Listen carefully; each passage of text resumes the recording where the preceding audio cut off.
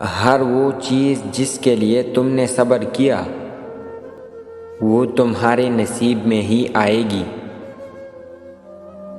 محبت سحری میں پیے گئے پانی کی آخری گونج جیسی ہونی چاہیے جس کے بعد دوسرے کی گنجائش ہی نہ ہو۔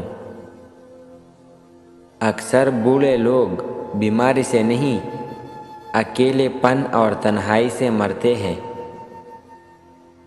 وہ شخص جو تنہائی میں اللہ تعالیٰ کا ذکر کرتے ہوئے اللہ کے خوف سے رو پڑتا ہے، اللہ تعالیٰ اسے قیامت کے دن اپنے عرش کا سایہ عطا کریں گے۔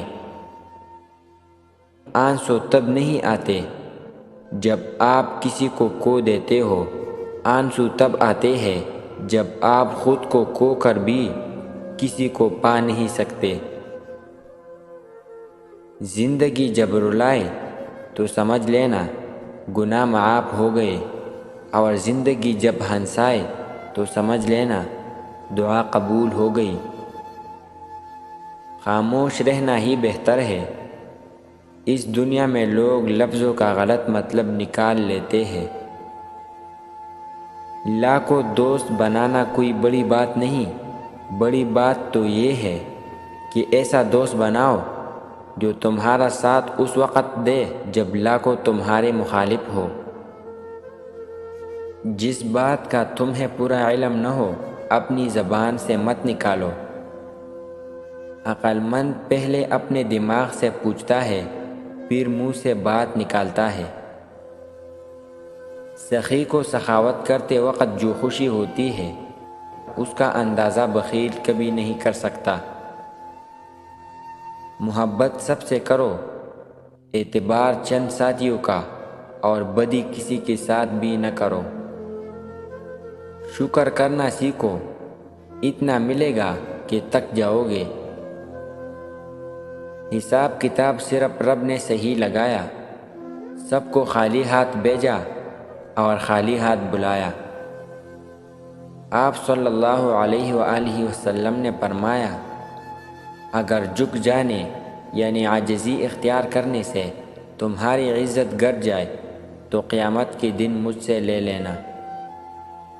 بہت لوگ بدلتے دیکھے مگر تو جو بدلا کمال بدلا۔ 3 لوگ جب آپ کے سامنے بات کر رہے ہو تو انہیں مت روکے، والدین، بچہ، غمزدہ انسان، کیونکہ ان کا دل بول رہا ہوتا ہے۔ محبت و دوستی کے بارے میں اپنے دلوں سے سوال کرو، کیونکہ یہ ایسے گواہ ہیں جو رشوت قبول نہیں کرتے۔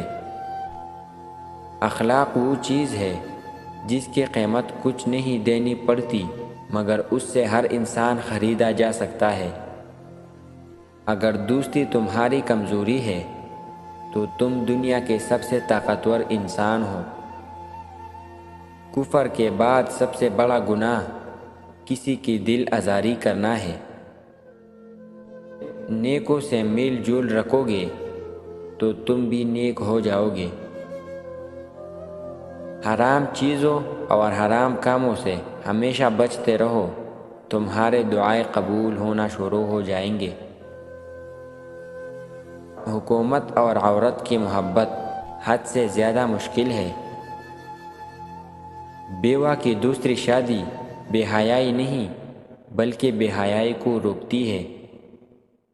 کبھی تم دوسروں کے لیے دل سے دعا مانگ کر دیکھو، تمہیں اپنے لیے مانگنے کی ضرورت نہیں پڑے گی۔